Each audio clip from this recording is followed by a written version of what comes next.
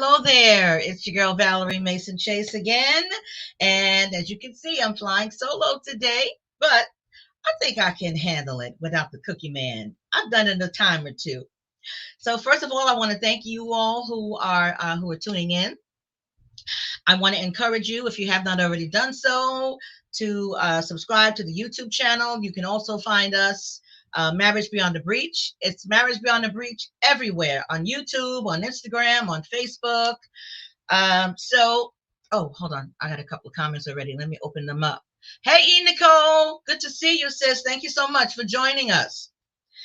So listen, we have a topic tonight that I think can help a lot of people because I believe most of us either know someone who is dealing with anxiety and or depression, or we ourselves have dealt with or are dealing with anxiety and or depression. So we're going to talk about that tonight.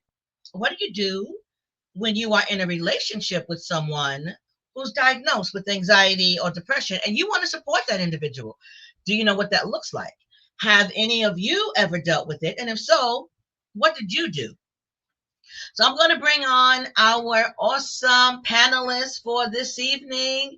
I'm going to start with this gal right here. This gal, I just happen to have been knowing her for all of her life. And that's my daughter, none other than Sadell Boo Boo Darling Oh, Chase. Lord. Sorry. Hey, Sadell. Hello, Mother. Thank you for joining us on this evening. Yes, So, yes, yes. tell the viewers a little something about yourself. I am currently a martial arts instructor. Mm-hmm. I teach kickboxing and jujitsu to both children and adults. Mm. I have a background in psychology. I have my bachelor's degree is in psychology. I worked in the child welfare field for Mm-hmm. many years before finally switching careers over to what I'm doing now. And I myself am diagnosed with anxiety and depression. So that's part of the Okay. reason why I wanted to be part of this broadcast for today. Mm-hmm. Well, thank you, baby girl, and thank you for sharing. Hey, John, thanks for tuning in. Now, I'm going to bring on this next couple. You know how you see on social media, power couple this, power couple that, and they ain't, as my mama would say, they ain't bit more no power couple than the man in the moon. But this here couple happens to be what I consider an authentic power couple. And it ain't just because they my kinfolk and I love them, but they are showing enough power couple. I'm bringing on none other than Rock and Toya Davis. Hey, guys. Hey. Thank y'all for joining me this evening. I appreciate you. So, what do you want to share about yourselves with the viewers? What I want to share? About yourself. Hey, everybody. I'll go first. Hello, everybody. So my name is Toya Davis, and I'm a chef.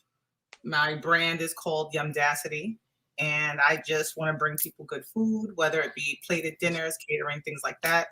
And I also am the owner of Web Poet Designs, where we do all things digital. So we go from A to Z and whatever you need, from logo design to actual concept, websites, everything. Yes. And I just want to vouch for my niece with her food. Number one, I've eaten it. Listen, that is some of your slap your mama good food, okay? And I can also vouch for her as a web designer because when I was ready to tweak and upgrade my website, my niece did it for me, and she did a phenomenal job. Thank Okay, you. so what's the name of your company again? Web Poet Designs. Web Poet Designs. Okay, Rock, tell us about yourself. Hello, everyone. My name is Rock Davis. I do music marketing. I'm currently also a licensed life coach. I'm not one of the life coaches where I say I'm a life coach and never went to school for it. I went to school for it.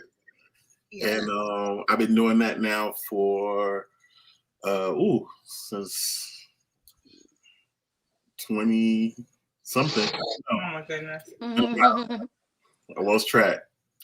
And we are on this call because, you know, my husband has experienced anxiety during the pandemic. So it's definitely affected. Yes. Yeah, it definitely affected our lives. Mm-hmm. Okay. Hang on for 1 minute. I got to tell something to these folk here up in the house. Somebody close that bathroom door, please. I didn't mute myself.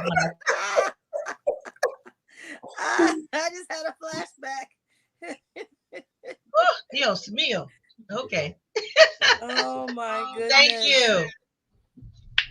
So, anywho, I always like to start with definitions. And I'm just going to read a little bit what the DSM-5 says about anxiety and depression. So I'm just going to read this off. So anxiety is defined as excessive worry, apprehensive expectation, that's what worry is, occurring more days than not for at least 6 months about a number of events or activities such as work, school, performance, or relationships, etc. The person will find a difficulty to control worrying. The anxiety and worry are associated with 3 or more of the following 6 symptoms, with at least some symptoms present for more days than not for 6 months.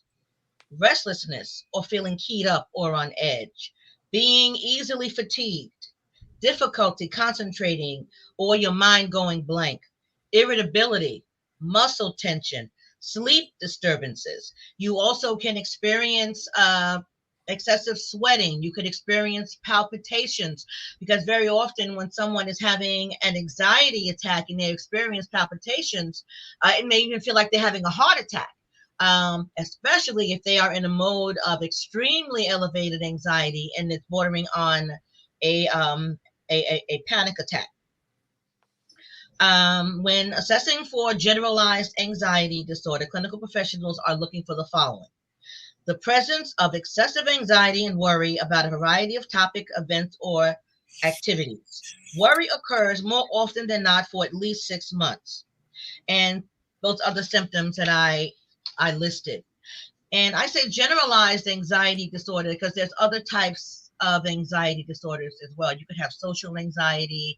You can have anxiety related to a particular place or a particular something that kind of comes into the phobia category. Okay. So depression, otherwise known as major depressive disorder or clinical depression, is a common and serious mood disorder. Those who suffer from depression experience persistent feelings of sadness and hopelessness and lose interest in activities they otherwise once enjoyed. Aside from the emotional problems caused by depression, individuals can also present with the physical symptoms such as chronic pain or digestive issues. To be diagnosed with depression, symptoms must be present for at least 2 weeks, and some of these are as follows: depressed mood for most of the day or nearly every day, significant diminished in interest, pleasure in all or almost all activities most of the day or nearly every day, significant weight loss when not dieting, or weight gain or decrease or increase in appetite nearly every day. And as you can see, most of this applies to nearly every day. And there's a reason for that, because we can have what's called a depressive mood or episode that's not necessarily a major depression, where let's say you're going through a period of grief, or you just broke up with someone and you may have a down period, but you would not necessarily be classified as having a major depressive disorder. So that's why that caveat on there is nearly every day, because you could have a down day, because some days you just don't feel like getting out of bed and you just want to veg out and just want to eat a whole pint of Haagen-Dazs, pecan ice cream. But that's just that day. Or it could just be a couple of days that week that does not classify as nearly every day. It has to be nearly every day over an extended period of time. You can have feelings of worthlessness or excessive or inappropriate guilt nearly every day, diminished ability to think or concentrate, or indecisiveness nearly every day. You can also have recurrent thoughts of death, recurrent suicidal ideations, or thoughts of suicide with a specific plan or a suicide attempt or a specific plan for committing suicide.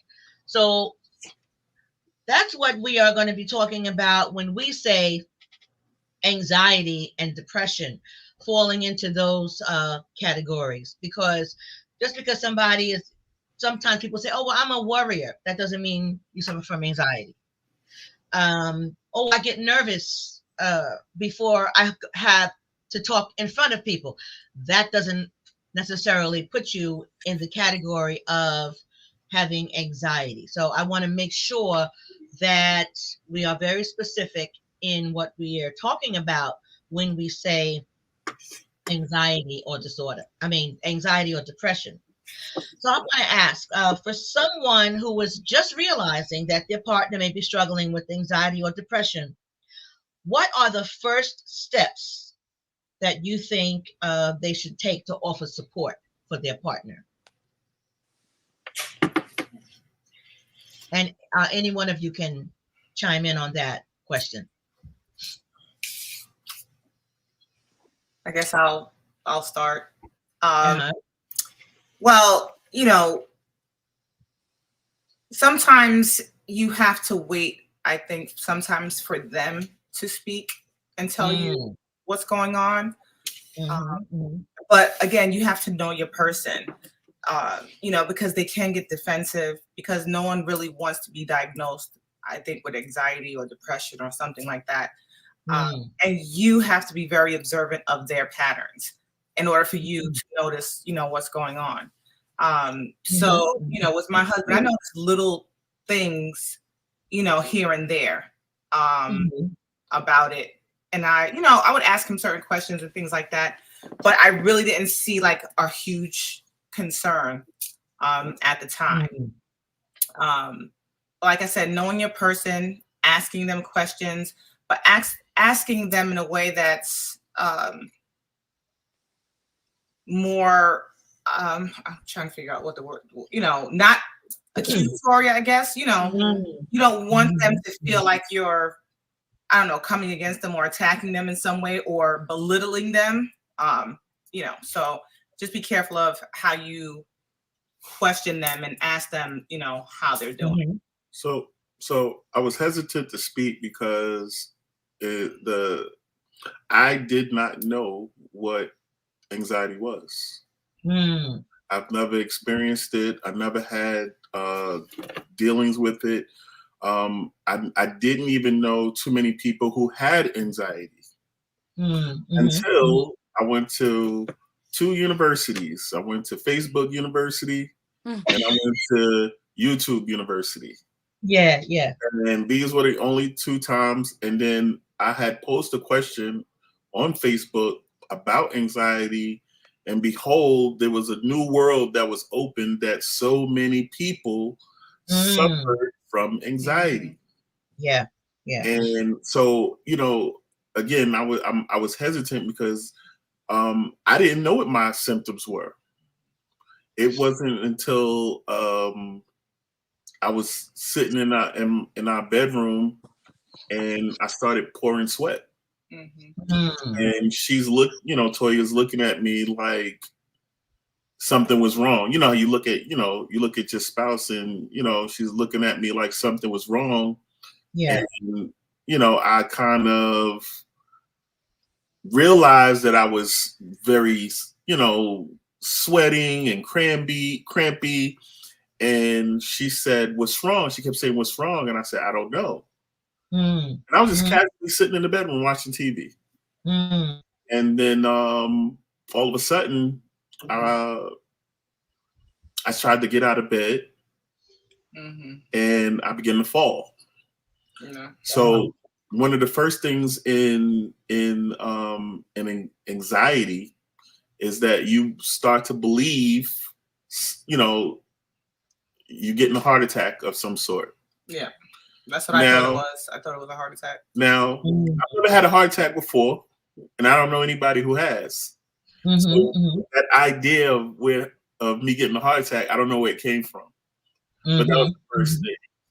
And Toya called the ambulance because I said I think you should. I told her very calmly, I think you should call an ambulance, because he didn't tell me that he had the heart palpitations. I just see him sweating, looking extremely clammy and kind of grayish. So immediately I'm like, well, this is not right. So, you know, like I said, one of the first things you have to be, one of the first steps to support your partner is to be observant. Like, you really do have to just know your person and know, you know what I mean? So, yeah, it put me, she called the fire department. They were the first ones to arrive. The lady on the phone, I think she told me to get on the floor. Yeah. I said no. She told him to lay down. She told me to lay down on the floor. I said, nah. I on the floor. Yeah. So, you know, I calmly put my clothes on and I sat at the edge of the couch in the living room. And when they came in, they put the leads on me, and I was 260 over 70. Wow. 260 over 70. They did not believe that those were my numbers. Maybe 2 minutes later, the fire department paramedics came in. They told them the same numbers. They said, nah, it's impossible because he wouldn't be awake. They did the same things and the numbers were still the same. Wow. In which I was in stroke numbers. I technically should have been. Absolutely. Yeah. Wow. So what happened when did you accompany them to the hospital? Did you refuse to go to the hospital? And if you went there, what happened when you got there? So this was around pandemic. Yeah, it was the beginning. Like, it was around the beginning of the pandemic. So I couldn't ride with him. And I was like, what? They were like, no, because of, you know, all the restrictions, I couldn't ride with him. So of course, you know, I called my mother-in-law. I called my sisters-in-law. You know, so all of us kind of, you know, our friends filed. Yeah, you know, they all came to the hospital. But we couldn't. No one could go. We couldn't even go inside. Like, we had to wait outside, which was very uncomfortable. Of course. You know, your husband you don't know what he's experiencing, and you can't be there, like, at all. So I was going a little crazy. And you know, some of my friends, you know, came to the hospital and they sat with Toya. And I was so thankful that they put me in a room, you know, by myself. I had great insurance. They put me in a room by myself, and it was just me and God. Me and God.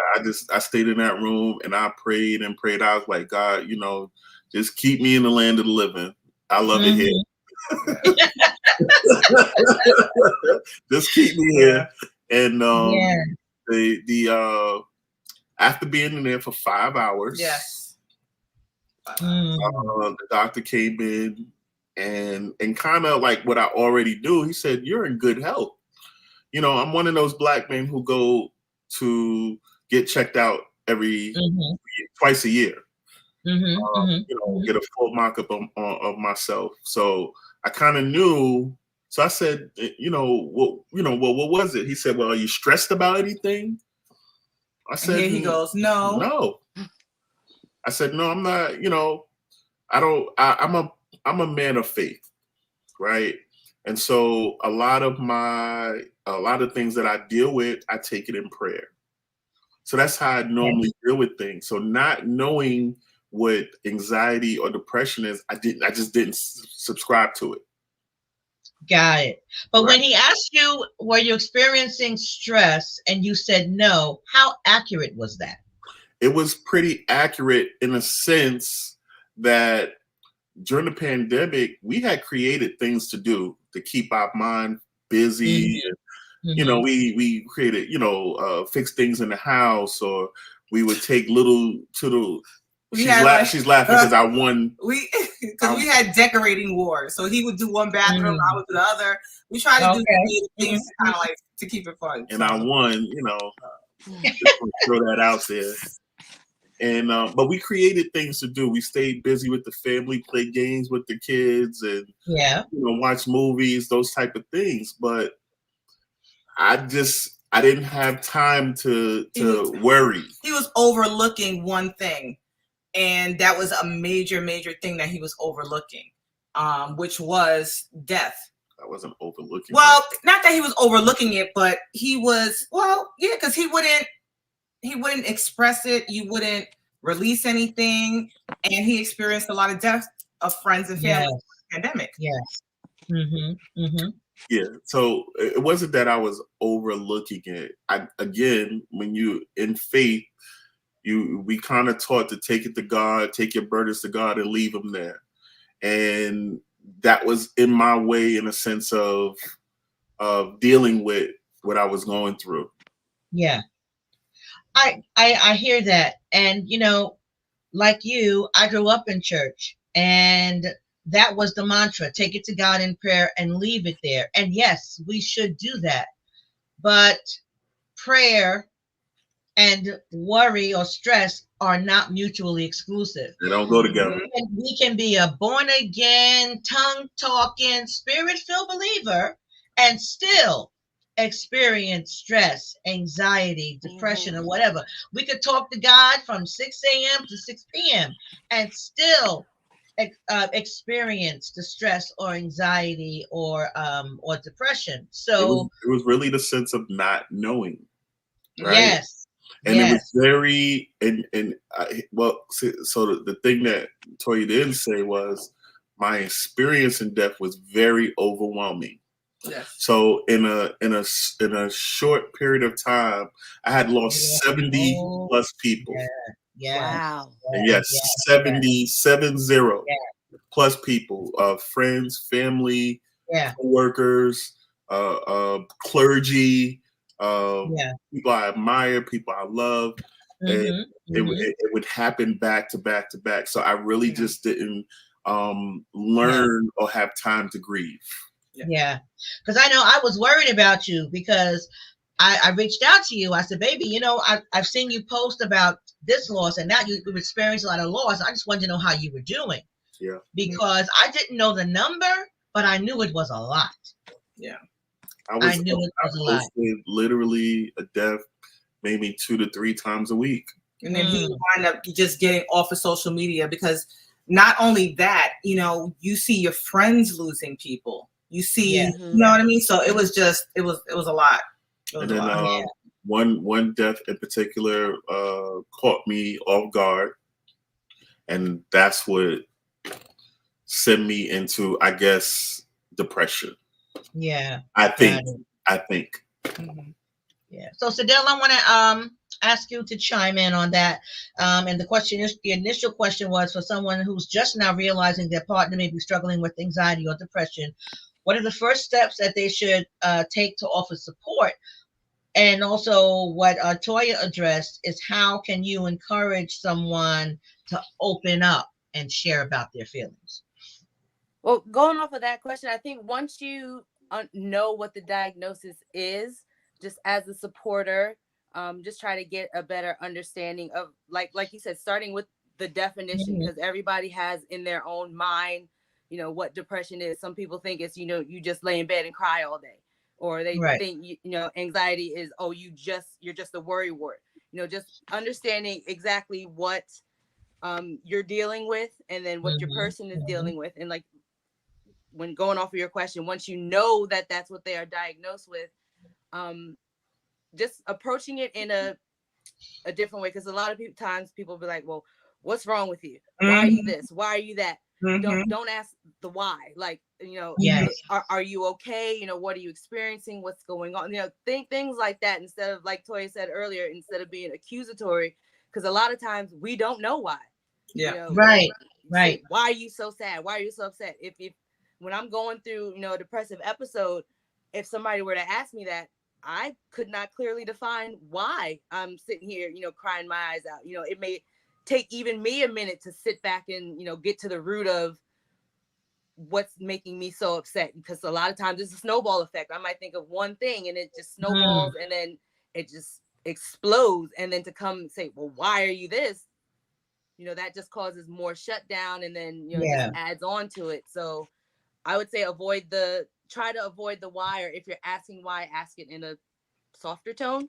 But that's once you know what the diagnosis is. If you're not even sure what they are diagnosed with, that in and of itself is take that step first. If you, like Toya said, notice a change in your person, like they're, biting their nails a little bit more, they're pacing more, they're, the changes in eating and sleeping, just say, I've noticed this. Is everything okay? Is something going on? Do you need to talk? Should we go see somebody to kind of get to the root of what's going on? And then once you have the diagnosis, go from there.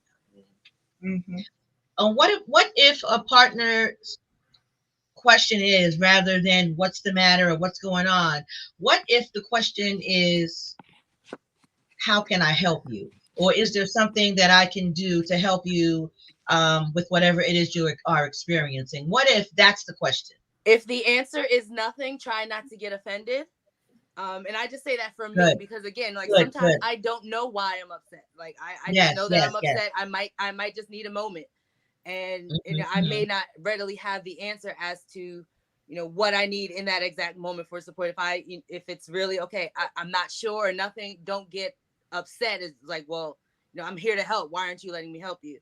Understand that maybe they can't verbalize exactly what they know they need something, but maybe in that exact moment they can't, clearly verbalize it, and that's frustrating to that person. So try not to get upset if the answer is I'm not sure right now, or nothing. Right. So let's say your partner has not been diagnosed, and if they have not been, at what point do you think you should encourage them to seek professional help, and how can you do so in a supportive and non-confrontational way? Well, I just want to speak to the last comment. With our dynamic, I'm that person as it is. Like, babe, do you need something? Can I help you? So for me to do that in his state it would be normal, but I know it would annoy him and probably, like, you know what I mean? So no, it would, because I asked him questions more than once, and I know it could be, but it's just how I am. So I wouldn't even ask, because he knows that if he needs something, he can just come and ask me. But So I laugh because, funny enough, me not knowing about anxiety, I come to find out that my wife she suffered ED with anxiety. And I'm looking at her like, when? And again, I was so unfamiliar about what it is, how it works, what are my triggers. So but I again, I normally know how she acts, what her reactions are. I pay attention to her moods. She don't really have too many mood swings and those type of things. So if she operates anything out of what I see normally, I'm going to question regardless. And that's what I would say. So I feel like once you see that it's affecting your relationship, it's affecting your family, maybe even, other structures, if you see like they're pulling away, it's time to really ask them to seek, some sort of counseling, or maybe, babe, what, let us talk first. Let's talk about what's going on, and then see what other, avenues you can take to get them out, because not everyone is geared up to go see a therapist. I know that it's highly recommended now. A lot of people are doing it, but some people are still skeptical about going to see a therapist. Well, after my 12th time going to the hospital thinking I had a heart attack, it was like, maybe you need to speak to somebody. Yes, yes. Every And you know, single got one. something that I would also recommend if in a relationship is often to go with them, because very often when I see couples for counseling, I pick up on things on one or the other partner, and Right. I will ask, how do you feel about having some individual sessions? Because I'd like to meet Yeah. with you individually. Yeah. And that can be a catalyst to get either one or both individuals and their help apart from having couples counseling. Mhm. So sometimes that dreadful insurance, Mm, they won't they want you to have the counseling, but it's gonna cost you yeah, extra. And I'm like, how does that help people? You know what I'm saying? When That's a whole nother it's a whole nother conversation. Mhm. conversation when you go into I these know. rooms and you need the help, and chances are you may want it with your spouse, especially Right. being new to it. And they like, well, yeah, we can do that, but it's going to, being that she's outside the insurance, we don't charge you, but we'll charge her. You know what I'm saying? And it's a Mm. terrible thing. Well, you know what? I'm going to say that would be an awful experience because, in addition to Marriage Beyond the Breach, I also practice counseling at a practice in New Jersey, Mending Hearts. Right. We don't do that. Right. Yeah, some We people do. we don't do that. And there are ways around ways it. But around if you are a married couple and your partner is covered by the insurance, then they're supposed to be covered by when you come in for your couples counseling. Right. But anyway, that's a whole nother can of worms because I'm telling Okay. you, insurance it's a necessary evil. I'll put it like that. Mhm. Absolutely. And insurance companies, they really and truly don't want to pay for mental health care, whether it's individual or whether it's couple. And let me tell y'all something. This is just an aside note. Make this make sense. At least for the state of New Jersey. I can't speak for other states. The insurance company will pay for a 60-minute session for an individual, but will only pay for a 45-minute session for a couple where you have two people. Make that make sense. That's right. That's right. It don't make any sense. I got one better. Yeah. When you deal with a lot of these companies, they'll have someone call you to check up on you, see if if you need medications or Right. those type of things. They'll charge you the same fee that they charge the counselor with. Even if you're on the phone for 3 minutes. Even if you're on the phone for 10 minutes.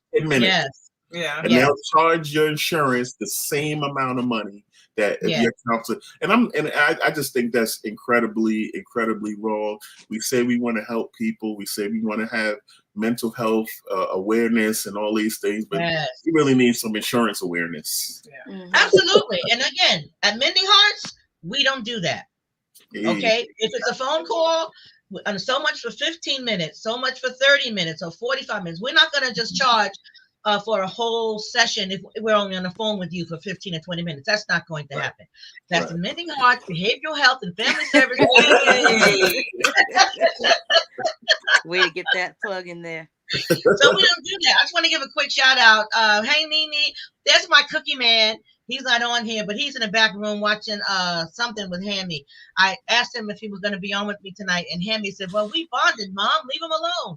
So I left the brother alone. Anyway, Chanel. Oh, my sister Jackie. Hey, sis. Thanks for tuning in. Chanel, Leonard. That's my dad. Reggie, Nene. Who's that? Them your people? I see Davis. Them your people? Yeah, that's my dad, Leonard Davis. Reggie. That's Uncle Reggie. Hey, Chanel. Hey. Thank you guys so much for tuning in. I appreciate you. And listen, don't just tune in when Rock and Toya on. Y'all can welcome to come on back time to Marriage Beyond the Breach on the YouTube channel, and make sure you subscribe. And okay, I done lost my train of thought because we were talking so much about insurances and whatnot. But you mentioned, Rock, you mentioned triggers. So I'm going to start with Sidel because I'm wondering about Because I know when a person is suffering from PTSD, sometimes they can have triggers. And I'm wondering if there are certain triggers for you related to either anxiety or depression, and if you know what those are. More so for depression, just because, like I said, sometimes like I'll have a thought or something will happen, and it'll just snowball into, you know, everything's wrong or everything that's going on. Anxiety, not so much. I've had one anxiety attack in life, and it was, like Rock said, it felt like having a heart attack. It was one of the scariest things I'd ever dealt with, and it was in the midst of when I was owning the football team, and we were setting up for a game, and it felt like I was the only one in charge of getting everything done. And I got part of my language, I got shit done because it had to be done. Yeah. But I had one moment to myself, and then that's kind of when everything broke down, and sweating and crying and breathing heavy, like it just, boom, everything hit all at once. Yeah.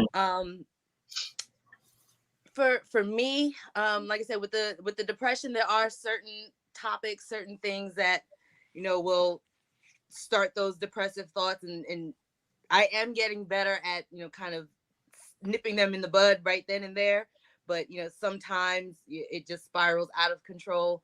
The anxiety is just, I guess anxiety for me is when I don't have control over something or a situation, and I worry about what the outcome is because I want to, you know, do well, and I want everything to go well, and I start to worry, well, what if this happens? What if that happens? And playing out scenarios in my head that probably will never happen. But just, again, going down that rabbit hole. And for me, like, one of the things is knowing, okay, you're on this spiral, you know, you need to take a step back and look at things kind of realistically. And then having people around you that recognize when you're going down that rabbit hole, or when things are starting to happen, and, you know, kind of stopping you right then and there. Like I tell people around me, like, if you really see me biting my fingers or pulling on my skin, like I'm anxious about to, like, tell me, you know, stop, relax, you know, what's going on, so I can kind of stop it right then and there. But with the depression, there's definitely triggers. Anxiety is just, I'm anxious all the time about everything. Okay. All right.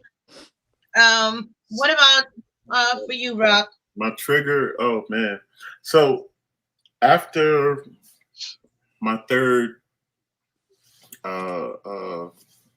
coach, after my third person I had to deal with, she helped me understand that death was my trigger. Anything and everything that was related to it at the time, if I heard the word death, I would cringe. I started thinking about my own death. I started to become afraid of death, which was something that it was never a part of my life. If anyone around me passed, or I could not go to funerals. To this day, after even having counseling, I got a funeral limit. I have a funeral limit. I can't, you know, I'm no longer afraid of death, but it's a nasty trigger for me. To date, a year ago, I lost my grandmother, who, you know, Lucy Gordine, and I had to really learn what grieving is. Yes. You know, I don't know if it's a Brooklyn thing or a man thing, but I did not know what grieving or how grieving works. Again, everything for me was susceptible to praying and keeping it moving. That's just how I operated. But I'm still learning how to grieve. And so as of a year, I realized that, you know, if I mention my grandmother or certain people, I may tear up, may cry. Something that's another thing that I wasn't used to. I was never used to crying. Not a crier, but now it seems like I got older. I'm a ball up mess.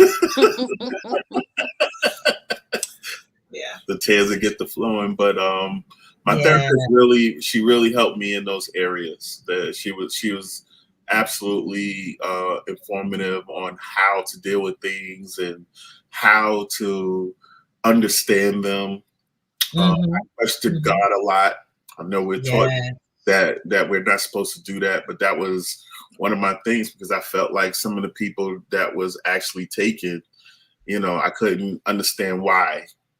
Mhm. I had some Mhm. recommendations, let me tell you, Oh, but I couldn't Yeah. understand. I couldn't understand why certain people who I still don't. And one of the things my grandmother was my biggest influence spiritually. And Mhm. I asked her, and she gave me a solid answer. She just said, "I don't know." Yeah, we don't. No. And I respected it because I'd rather you tell me you don't know than give me an answer Mhm. that's useless to me. Absolutely. And that's good. To me, I don't know is very powerful because there are some things, in fact, I think that there are many things that we are just not going to understand Right. until we are face to face with him in glory. That's right. Because up until then, we just don't know because from a human perspective, it doesn't make sense. Right.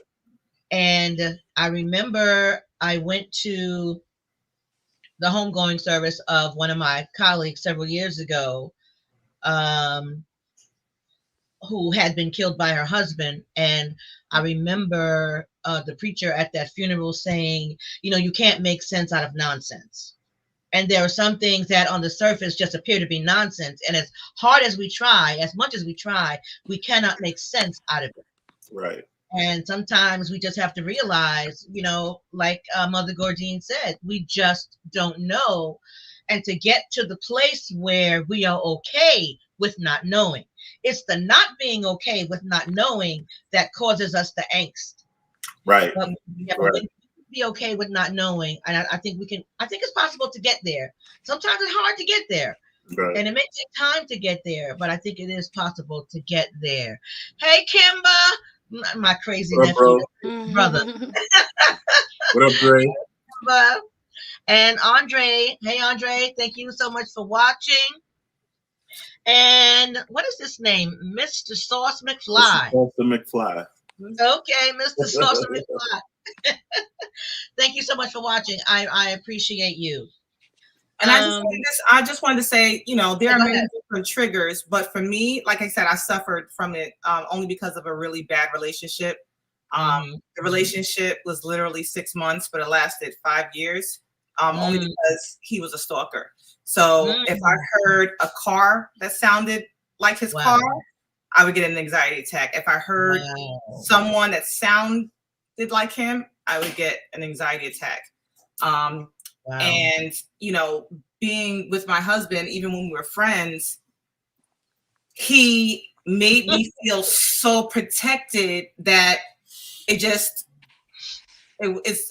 gone. Like it went away. At the time, at the time I was, kind of by myself. I didn't, wasn't around friends and family. So it was literally me, and, getting those anxiety attacks. But knowing your triggers does help because then you can help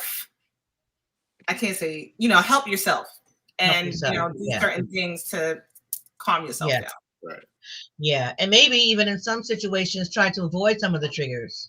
Yeah. Yeah, that's good. That's good. Hey, Candy, Kathleen Candy Miner. Good to see you, sis. Thank you so much for tuning in. So I have a question about when you're supporting a partner, what are some mistakes that you might make when you're trying to help them? And how do you think some of those mistakes could be avoided? So, Del, I'm going to start with you. That's a good question. Can you come back to me? Okay, go ahead. And I only say that because I am the one that is suffering. So I'm trying to look at it from a different other perspective. Yeah, from the other point of view. So I'm gonna say my wife's mistake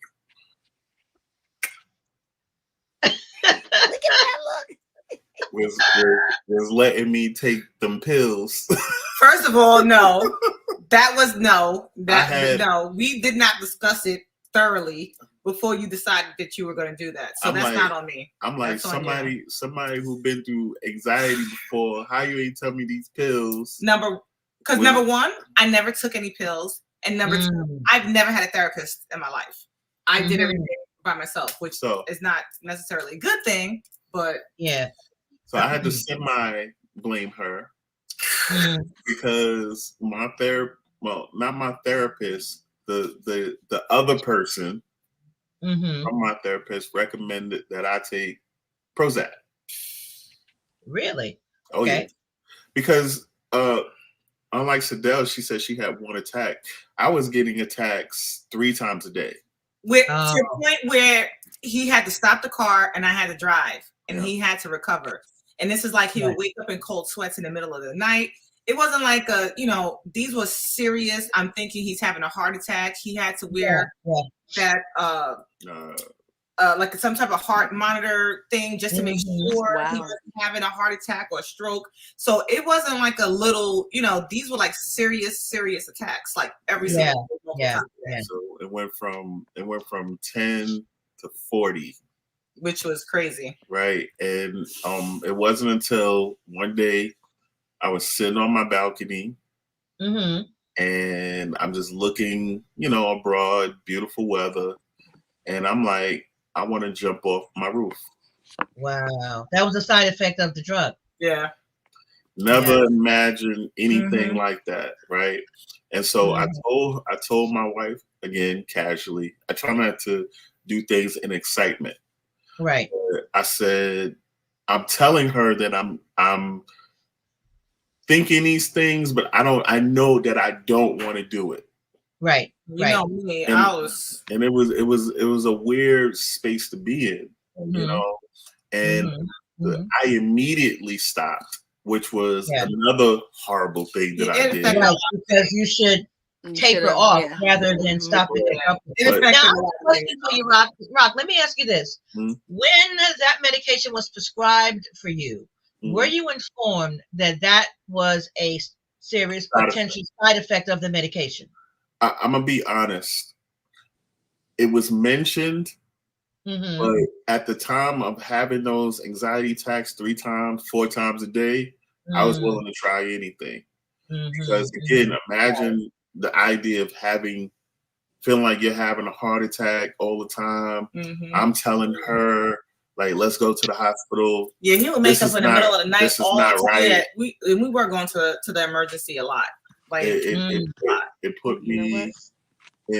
in such a vulnerable state. Yeah. That, Yeah. again, we kept running back and forth to the hospital, and they just like, no, nothing is wrong. And I felt like that, when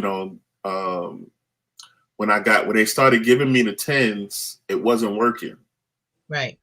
I was still getting so the more and more they moved up, Hmm. it worked.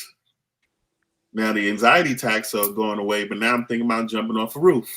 Yeah. Yeah. But, Yeah. you know, I get it. to answer So Going let me along with- I want to ask Rock something. So did you go from on the Prozac, completely off the Prozac, to some other medication regimen, or nothing after that? Nothing else. I didn't want nothing I else. guess that would kind of scare you from trying took me- anything else, right? But it took me But we- 3 weeks to wing off the Prozac, yeah, and it was Mhm. worse than when I initially took it. yeah, it was bad. I was Mm. like cold sweat again, like she said, Yeah. cold sweat. Because I'm a light sleeper, so it's like every little thing. And the thing is, he didn't want to bother me, which to me was an issue with me. It's like, if something is going on with you, you need to tell me, because I don't want to find out some other way. I don't want to. But she is a worrier in Mhm. events like that. I'm not a panicker, so that's why I say every time something happens, I try to tell her like in a calm way so that she doesn't panic. So in that event, like if you wake your partner up 2, 3 in the morning, I would and get up and I'll be up anyway. well, because I woke you up, But if you wake them up in that manner, first thing is, what's wrong? What's wrong? Right, It's a natural thing. And she did a couple. I had to wake her a couple of nights because I really felt like, oh my God, I'm dying. Mm-hmm. I hear that. So I just Chanel, wanted to go off. I'm sorry. Go ahead, baby. One Go of ahead, the baby. comments that you had put up, and going along with what Rock was just talking about with the medication, and then tying it into the original question. A mistake that a partner can make is, let's say a partner does get on medication, expecting that it's going to work right away. Yeah. Because like we all know, well, I can't say we all know, but medications, especially when it comes to mental health, sometimes it's a crapshoot. Some things work for some people, some medications work for some people in certain dosages, certain times of day. So expecting that, okay, well, you're on this, anxiety medication now, you've been taking it for, 2 or 3 days. Why aren't you better? Knowing that, sometimes it's you try a medication, you have to try it for a while, it doesn't work. Now you have to taper off that medication, try another medication, try it in different dosages.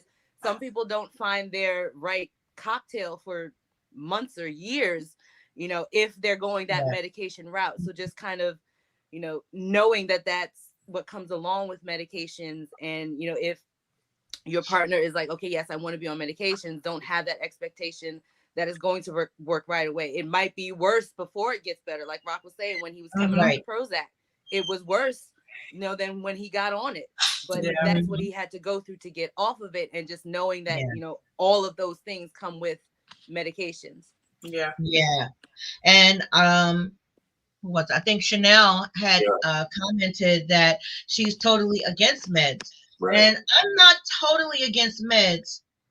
I'm totally against meds being your first line of intervention. Okay. Because there are times when just going through the counseling process alone can be enough to facilitate a positive outcome.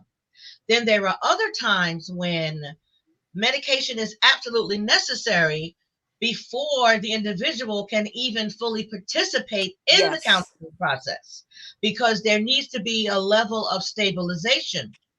Like when you look at criminals and when criminally insane and all that, like they have to get stabilized before they can even go through the trial. So it's the same thing with, participating in therapy. Like you can't honestly advocate for yourself if you don't know what's going on, if you're not stable, if you're all over the place. And like you said, sometimes, you need medication because it's a chemical imbalance that you and, other outside sources have absolutely no control over. You have to get that under control before you can even participate in any kind of, therapeutic or healing process. And I think that if meds are going to be described, then the individual needs to give complete and total factual information so that the client can make I am big on informed consent when it comes to everything. Tell them, okay, we're going to try this medication. It may work, it may not. We may need to increase the dose. We may need to taper this off and maybe try something else. Mm-hmm. And you may have to go through 2 or 3 different medications before you get to that sweet spot, because you really don't know what's going to work until you try it. And so I'm with the potential side effects. Yeah, I'm sorry, baby. Go ahead. I'm going to definitely say again, when I went to YouTube University, I kind of the Prozac was like my go-to again, because I just really wanted to just get whatever these attacks are. I just really wanted to stop. It became so exhausting because I'd never slept. I stopped eating. And it just kind of really overwhelmed and consumed me. And, while I was trying to reach out for information, I became very irritable. Because, again, when you're not sleeping and eating, and, it was just a real resort. Better. Yeah, it's more of a last resort or a scared into resort. But I also agree that, it shouldn't be your first offense. But it's not off the table. Right. but so yeah, I'm kind of in the middle with it because now I learned that we started doing what's the transcending meditation. Meditation. Yeah. Oh, and she did it with me. Yeah. And we did it together, and it really worked, which I was shocked. And it ain't of the devil. No. Nothing to do with the devil. No. Nothing to do with the devil. It had everything to do with well, we have speakers in our bedroom. Mm-hmm. You have posture, you have breathing, and it was nothing but it's just vibrations. Yeah, just vibration. That's it. Mm-hmm. And it really put us into these trance-like things, and you're kind of like exploring your body, exploring your mind, and in the breathing and all that, and it worked. And it helps. It helped settle him, settle his mind. It worked. Settle his body. Get his breathing in order, because you know with an anxiety attack, you really have to focus on your breathing. On your breathing, right? You do. Yeah. So it definitely worked. Yeah. It worked. Yeah. I was kind of jokingly said it's not of the devil, but I'm serious about that. Because within the Christian community, anything outside of that is sometimes frowned upon. But I don't believe that let me rephrase that. There's not much that we as Christians, I think, have to avoid because it's quote unquote sinful or of the devil. Okay. Because if I'm a Christian and I'm doing yoga or I'm doing meditation, for me, I'm doing it from a Christian perspective. Okay. That doesn't change who I am. I am still a born again believer, whether I'm doing the downward dog and the yoga pose, or if I'm sitting somewhere and I am meditating. Yeah. So I just want to get that out there. It stretches. It's nothing but stretching and breathing, and that it has nothing to do with the devil or anything like that. Absolutely. And not for nothing, I think a lot more Christians today are informed because we live in a world of information. It's nothing like just going to YouTube and experiencing these things, and it just makes sense. It just makes sense to do that. It does. Because as far as I'm concerned, I give God credit for absolutely everything. Everything. Yeah. So he gave someone the wherewithal to come up with all this stuff that we now, as humans and human believers, can now partake of to just enhance our life and help our mental health and lower our stress and all that. So, yeah. So what do you think, how important are boundaries or self-care for someone who is supporting a partner with anxiety or depression? And what do you think are some practical ways to maintain either boundaries or self-care? So one thing that Toya did for me, she would do hot baths with Epsom salt. She would do the candles. The lights out. She would do the massages with the oils, scented oils. She really was a huge inspiration in me getting back to where I wanted to be. And she was willing to do and try anything. And, that helped. One of the things about anxiety is loneliness. The last thing you don't want to do is you don't want to anything that you go through in life. You don't want to do it by yourself. I was gonna say that. And so it was amazing to have somebody who not say I'm supportive, but show you that they're supportive. Yes. And I feel like anxiety can lead to depression. And I didn't want that to happen. And I knew that, once he got off the meds, everything was just gonna be really rough. So I was just trying to ease that roughness, no matter what way I could, because it also affected our intimacy. So it's like, I didn't want him to feel like, oh my God, this is, so. Oh yeah, let's put that on the table. Yeah, there was I was not intimate. Yeah, so this was for months. you know, Months. because it affected him taking it. It affected him when he got off. So it's like you really Okay. have to be mindful of how you approach it, what you say, because at the end of the day, it wasn't his fault, you know. Right. And he's not feeling. I mean, I can't speak for you as far as like manliness, but you know that. I mean, No, that's that affected you know, me mentally so- because you know you mentally, you know what they say, most men think through their teen, Yeah. right? Yeah. Let's just keep it funky. yeah, Like you Yeah. your manhood in a lot of situations dictate how you feel as a man. Right. You know, Because if your head ain't right, your head ain't right. it ain't right. yeah, And it put me in a position because you never, and I didn't want her to feel like, you know how they go through it. Is it me? Is it me? Do I, you know, I didn't want that. So I had to, again, more importantly, be communicative and say and verbalize like how I am, what I'm going through. And it was a frustration. It was a frustration not being sexually active. Yeah.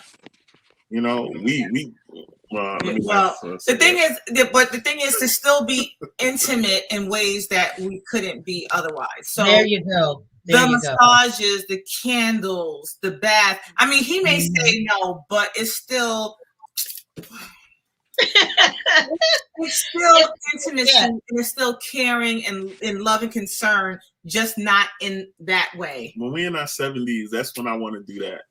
He wasn't saying that when he still gets it to this day, and that's one thing. Like, it's not like he's fine now, but he still gets the all the treatment that you were getting before. So. I still get the body rub. It's an ongoing thing. Ongoing. So it's like, you know. Yes.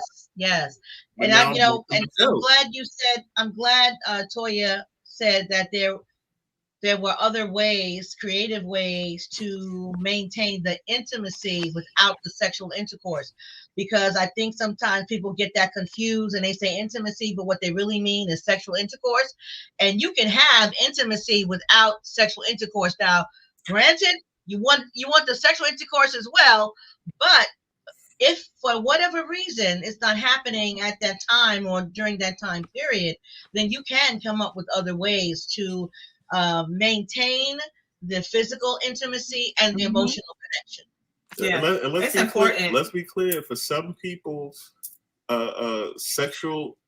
not having sexual intimacy can break some people's relationships. Mm-hmm. Well, yeah, that's true. That's true, but that's another conversation because I would have to wonder about what's at the core of that relationship. Right. Absolutely. Yeah. 100%. Yeah. Mm-hmm. So, Nene had Sadell, did you want to respond before I go to Nene? No. Yeah, I saw Nene's question. That's a good question. So her question: how do you learn to cope with anxiety and depression when your partner is not 100% supportive? How would you guys answer that? Well, I would have to question the relationship. Yeah. Right? Because again, what does support look like to you? I just told a friend today, you know, I had a lot of people tell me they love me, but show me you love me. Mm-hmm. Right? Mm-hmm. Love is an action. Marriage is an action. All these things, support is an action. Right. You know what I mean? I can support you from afar, but how effective is that? Mm-hmm. I would really question the relationship. That starts veering off into something else. Yeah, because doing anxiety on your own, I had to do it on my own because I didn't have a partner at the time. So to have a partner and to go through on my own, I would feel even worse. So like my husband said, you really have to question that relationship. And if you have to constantly tell them what you need, they're not listening to you. Sadell?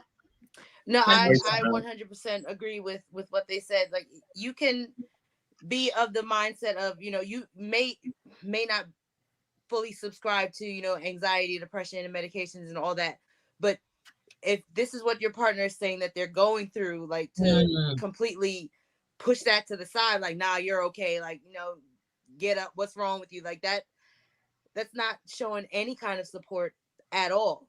Like, we can agree to disagree. Like, if I had somebody who just completely did not believe, therapy was a thing, there's no such thing as anxiety or depression, like, but this is what I'm telling you I'm going through, and you're just like, nah, you're okay, then that's not any type of support at all. So can I say depression is also a different animal Yes. to deal with, right? Because it's different forms of depression. Mm-hmm. And it if your mate or husband, wife, whatever your partnership is dealing with depression, it absolutely takes patience and time. Mm-hmm.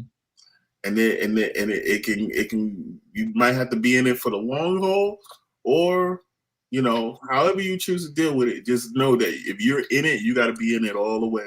And you got to be in it all the way. Not only that, and also have some understanding that a lot of people who suffer with it can hide it very well. Like, my students at my school would never ever know that I take medication for anxiety, depression. I've been suffering with it for years, just because of how I am and who I am on the mat when I'm teaching. Yeah. But I've been able over the years to kind of compartmentalize, I guess. Like, when I'm there, kind of like I'm quote unquote playing a role. But then when I come home, I might be so exhausted from playing that role all day that everything just kind of breaks down. But then my partner might be like, well, you were fine when you were teaching, what's wrong with you now?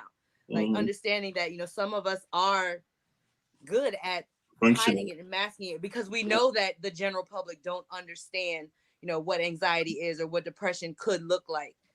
So just getting good at kind of hiding your symptoms and kind of hiding what you're going through, and playing putting that mask on until you're in a safe space and you're able to unleash, and then you think you're in a safe space, and then you come home and your partner's like, no, you're fine, and then now your safe space is ruined, so like now you really have nowhere to go. Yeah. And I would offer to provide your partner with some what we call a psychoeducation, just some education. What is anxiety? What is depression? Hopefully, after getting some education and being more informed, hopefully that would lead to them being more supported. Because if after that there is still no support, then I think that speaks to a whole nother issue. Yeah. That we will be addressing next Sunday when we talk about healthy relationships. Okay, Rock, you were about to say something, baby? I was gonna say I can honestly, I've been doing research and studying a little bit, and I still am not fully sure what depression is, or not sure if I subscribe to it. Right? Because I guess in a sense I kind of, again, that I have embedded in me that keep it moving type of attitude. It doesn't allow me to wanna subject myself to what depression is. Or acknowledge its presence in your life. Right. Yeah. Right. Yeah. Mm-hmm. But I believe that works until it doesn't. Yeah. That works until it doesn't. Until you either mentally or physically or emotionally hit that wall where you can no longer, in a sense, run away from it. And now you're up against that wall and it's pushing up against you on the other side. And that's kind of where the rubber meets the road. And something's got to give at that point. Something's got to give at that point. Yeah. Oh, yeah. Jackie said we become very good at wearing masks. And yeah, we do. If you think about people who we later discovered were dealing with depression, and some who even committed suicide, you say, oh my God, I would never have guessed that. I would never have imagined. People like, what was that comedian? Robin Williams. That dancer, Twitch. I mean, you would never have imagined because, like Sadell said, you mask it, you cover up, you're playing a role. But again, that's when you hit that wall, when you can't run away from it, when you can't cover it up any longer. And something's got to give. Something's got to give at that point. And that's why I think Chanel said self-awareness is key. It And really I think mental health awareness overall is key, so that we can be cognizant of those things to look for, Right. whether it's a partner, whether it's a sibling, whether it's a child, Yes. whether it's a cousin, whether it's a co-worker, whether it's your sister at church. Mm-hmm. No, because we do a whole lot of role playing when we're sitting in them pews, because we are afraid to let anyone know that this is what we are dealing with. But when we have gotten to the point where we can make all spaces safe, Mm-hmm. it bodes well for mental health and mental health awareness, and us having the ability to say, I need help. Mm-hmm. Can you help me? I need to go to the therapist, but I'm afraid to go on my own. Will you go with me? Something to that effect. Or I'm having these thoughts. I don't know where they're coming from. And I just feel like I want to commit suicide right now. Can you help me? Now, But we need a safe space for that. Go ahead, baby. isn't that embedded in honesty though? When someone can say, "I'm not feeling myself." You know what I'm saying? Like, I've gotten very, very big on honesty, Yeah. right? In all forms of it. Mhm. For a long time, sometimes you have that fake it till you make it mentality. That's a lot of us have been taught. And then I realized debunking it for myself, like honesty, it can be cruel sometimes. It can be a great thing. It can be a lot of different lanes, but it also puts you in a position of power, I believe, right? That if you're honest with yourself, you're releasing those feelings of depression. You're releasing those feelings of anxiety. You're releasing, because most of the time, depression and anxiety is kind of wrapped in go together. hiding Yeah. and mask.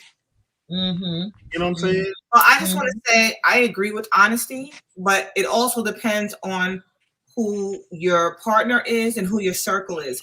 Because if you don't trust your circle, if you know you have people who are fake that you're around, you're not going to tell them anything. So you need to make sure that you have the right partner, that you have a friendship with them, and you have a great circle, because that honesty is not going to work with people who really don't care about you. But what about being honest with yourself?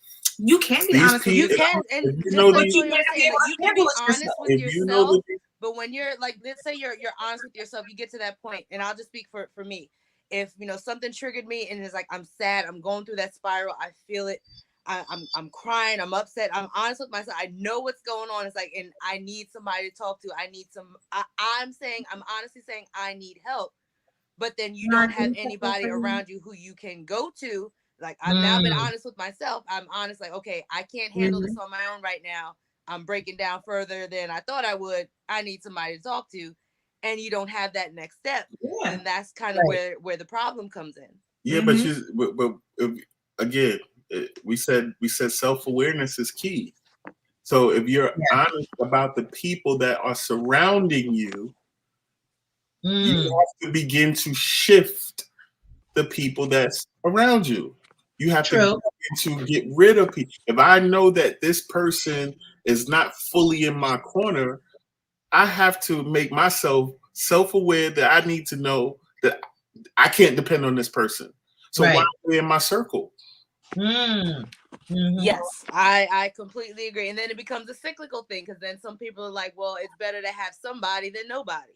Yeah. I'm not saying that's the case all the time. Right. But for some people, they get that mentality. It's like, okay, well, I know I can't, if I'm really, really in the depths of sadness, I can't go to this person. But if I'm okay, they're here and we're cool, it's better to have that than nothing, and then still go through these, you know, depths of sadness. Now I'm completely alone. So for some people, it's, you know, the lesser of two evils, and then it becomes a whole cycle. But Yeah. the song says, "I'd rather have Jesus than silver and gold," right? So Yeah. in that song, meaning that sometimes it's better to, you might have to clean house and get rid of everybody Yes, you're absolutely right. for your own mental, because if they're not helping anyway. Right. It's So I'd rather great. be by myself. It's great to think that way. I mean, this is a whole other conversation, but some people just don't have the mental capacity to do that. They really don't. Yeah, that's true. They don't have that ego strength. But you know what? When Mhm. it's interesting when you guys say, you know, who's in your circle. Personally, I believe in the Jesus model. You have your inner circle, that's your safe people. You have your outer circle, and then there's the crowd. So those people who are part of your inner circle, those must be safe individuals, people that you can be your bare bones, buck naked, authentic self with, who will not judge you, who will be there for you, and who will support you, especially during those times when you are experiencing anxiety or depression. And won't, let's say you are going through a depressive mood and a depressive state, and you don't feel like hanging out with them. And they, your inner circle people, they're not going to catch an attitude and they're, oh, what's wrong with her? What's wrong with him? They don't want to hang no more. They'll understand. And maybe they'll say, hey, you know what, bro? You need some company? Is it you want me to come in and sit with you for a while? Just sit. You don't have to say anything. See, that's the thing. Sometimes we need to talk less and be more. Just sit with the person sometimes. You don't need to say something. I have an absolutely amazing circle, right? And most of my circle is based on character and consistency, right? Yeah. Where people have proven years down the line that I can depend on you. And guess what? Those are the people that I keep around. If I can't depend on you, deuces. Look at what Jackie just said. Sometimes you know you have the people in your circle, but you don't want to lay your burdens on them. First of all, if they're part of your inner circle, they're not going to see it as a burden. I agree. I just gotta say that first, sis. I love you, and you know I'm part of your inner circle, and you know if you do anything or say anything to me, it ain't gonna be a burden. But anywho, she goes on to say, not because they won't be there for you, but because you will not move out of your own way. And that part, you won't move out of your own way. Not that the individual who's a safe person in your inner circle is going to, they won't see it as a burden. If they see it as a burden, then you have to reassess where they fit in your life. They don't need to be in your inner circle. They need to be in the outer circle, or they need to be in the crowd, but not part of that inner circle. So anywho, that's my 2 cents. I'm very fortunate to have people that I know that outside of my wife, which is not very often, but I have people that I know that I can call 3, 4, 5 in the morning when it's critical. You know what I'm saying? Like I have a number of people, but again, a lot of that's based on character and consistency. Yes. Yeah. Leonard said, got to have that circle. You're absolutely right, brother. So I think with all of our conversation, we can agree that supporting a partner with anxiety or depression can be challenging at times. So what advice do you give to listeners to avoid burnout? Because sometimes it can be, you can get a little bit burnout, and manage their own emotional well-being. Well, I would say one of the things is realizing that you can't always fix everything. As much as, and like, Toy and Rock we're talking about earlier, supporting your partner in different ways. But realizing at the end of the day, you can't fix everything, and it's not on you to fix everything, because sometimes, some people, they need to meditate on their own, or they need to do something on their own, or they need to go through something on their own to get better. As long as they know that you're there, if the shit hits the fan, then that's okay. But realizing that you can't, I don't want to say, I don't know how to phrase it, but you can't always be Mr. Fix It. Like, you can't always be the one to fix everything all the time for everyone, because that becomes overwhelming in and of itself. Like, okay, Mhm. you know, they're upset. Like, what, I have to do something. I need to do something. Like, sometimes just letting them know I'm here for you when you want to talk, when you want to go for a walk, if you just need to sit Right. and just let it be. Like, just realizing sometimes that's all people need. Like, you don't have Yeah. to be the one to come up with the solution all the time. Mhm. Mhm. Mhm. Rob, Toya. I agree 100% with Sidel. You know, I knew that it wasn't something that I could personally fix. The only thing I could do was support my husband. And another thing that I didn't want to do, because I'm kind of that way anyway, I didn't want to be too clingy and bring it up all the time, because you can be like, even if you say it nicely, even if you have the best delivery in the world, you don't want to ask them 5 times a day, are you okay? How are you feeling? How's your heart? How's your chest? You know, it's just like you're reminding them of their problem. So I would say try to keep your day or your time together as normal as possible, or as normal as it was. Don't make them feel that they are a case or bad, whatever it is that they're going through. Don't make them feel like this is what they are now, and this is, you know, and that's it. So just, you know, live your life, support them in any way they can, especially with self-care, and give yourself grace and kindness too, because it is work.